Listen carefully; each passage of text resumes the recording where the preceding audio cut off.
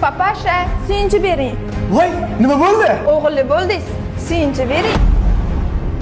O'g'illi bo'lding deysizlarmi? Suyunchichi sizlardan aylansin. Mana 500 ming. Biza bir kishi emasmiz, biza ko'pchilikmiz. Mayli, mana sizga 500 ming.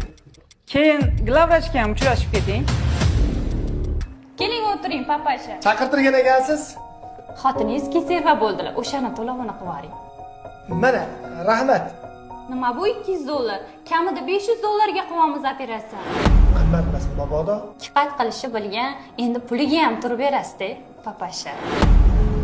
Xo'p, mayli. Men hozir 500 dollar topib kelarman. Lekin oramizda qora qozonni zo'rg'a qaynatayotgan insonlar bor. Ular nima qiladi? Qaytarib olib ketib uyda o'zi tug'diradimi? Oramizda sizlardagi qo'shnilochilik doktorlar ham ko'payib ketdi. Xudoning o'zi insof bersin.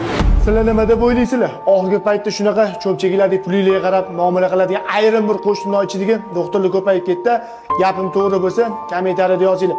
Sizlar nima deb o'ylaysizlar?